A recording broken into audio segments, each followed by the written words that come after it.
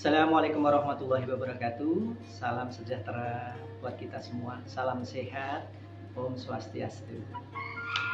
Pada kesempatan kali ini saya ingin memberikan informasi tentang 7 hal yang membuat rezeki kita menjadi seret. Yang pertama adalah karena kita kurang bersyukur. Kurang bersyukur ini akan menyebabkan kita menjadi tamak, menjadi miskin, karena selalu kekurangan.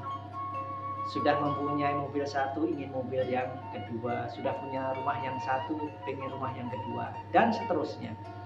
Sebab kalau kita mengejar harta tidak akan pernah ada habisnya. Yang membuat habis adalah rasa syukur kita. Bagi Anda yang beragama Islam, pasti Anda sudah terbiasa mendengar la in sakartum la azidanakum. Bahasa pendeknya adalah apabila Anda bersyukur, maka Allah akan memberikan nikmat yang lebih banyak kepada kita semua. Rezeki kita juga menjadi seret karena kita masih menyimpan sifat kikir. Sifat kikir ini sesungguhnya akan membuat kita menjadi sulit dihampiri rezeki. Ingat, di dalam harta kita itu ada hak-hak orang lain yang harus kita berikan, yaitu berupa sedekah kepada fakir miskin, anak yatim piatu yang memang tidak mampu, dan golongan-golongan lain yang memang memerlukan. Salah satunya orang-orang yang punya hutang, di mana hutangnya itu dipakai untuk hal-hal yang benar, hal-hal yang dipakai untuk ke jalan Allah. Hal ketiga yang membuat rezeki kita seret adalah kita bekerja tidak dengan fair. Misalnya, mohon maaf, mengurangi timbangan, menjual barang-barang yang sudah kedaluarsa, menjual barang-barang sisa dikemas ulang untuk menjadi makanan yang lebih baru, ya itu adalah beberapa contoh saja. Kemudian dalam menjual suatu produk atau jasa bersifat memaksa, itu pasti akan berpengaruh terhadap rezeki kita. Kemudian yang keempat adalah kita takabur. Malah kalau kita jualan sudah sesuai prosedur, produknya bagus,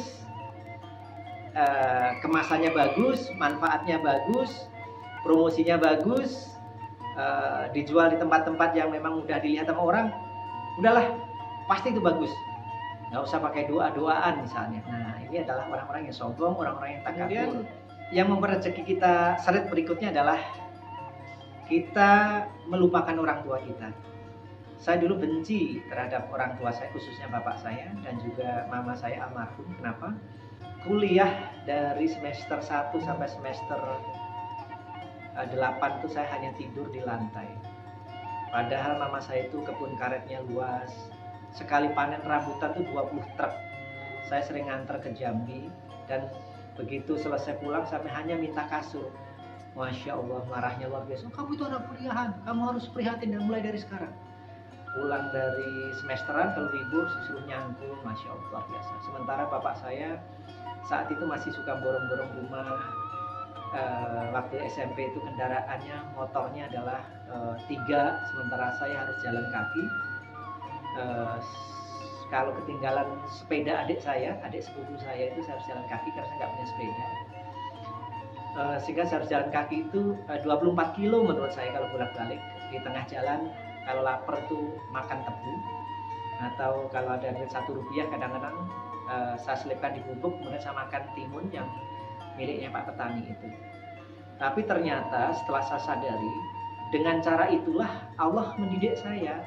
Jadi saya sudah terbiasa hidup lapar, sudah terbiasa hidup keras, sudah terbiasa mandiri, mencari duit sendiri untuk beli buku sendiri. Nah, ketika sekarang saya ini mempunyai karyawan, punya rumah, punya kendaraan, ya adalah tabungan. Alhamdulillah saya merasa kaya luar biasa, sehingga saya merasakan hidup saya sangat nikmat. Nah, setelah saya sadar itu, seluruh kebencian saya terhadap orang tua saya hilang. Kenapa? Andai kan saya dulu diurus, dimanja, mungkin tidak menjadi seperti sekarang. Karena banyak teman-teman saya yang waktu SMP atau SMA bawa motor, bawa mobil, hidupnya sekarang ini mohon maaf ya tidak bagus dari sisi ekonomi, dari sisi rezeki, dari sisi rumah tangga. Dan alhamdulillah saya bersyukur saya dijadikan manusia yang menjalani segala hal, pernah menjadi kernet, pernah menjadi tukang batu, pernah kursus bahasa Inggris sebulan dibayar hanya Rp6.000, kemudian macam-macam semua saya jalani. Jadi kalau Anda pengen hidupnya enak, rezekinya lancar, berikan yang terbaik untuk orang tua Anda. Jangan terlalu pelit terhadap orang tua Anda.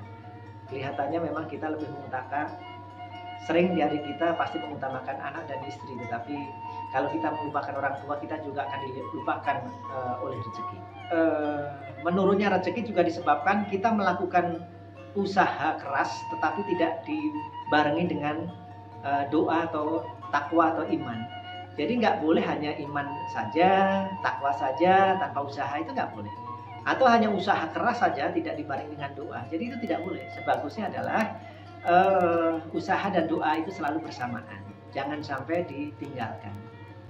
Nah, setelah Anda berusaha, Anda berdoa, biarlah hasilnya kita serahkan kepada Allah Subhanahu wa taala, karena memang Allah yang menentukannya. Jadi kita sebagai hamba hanya sekedar berusaha, berdoa, ikhtiar, tawakal, hasilnya kita serahkan kepada Allah, sehingga apapun hasil itu, kalau kita sudah pasrah, kita sudah beriman, tidak akan membuat kita menyesal, karena kita bisa menerima dengan lapang dada.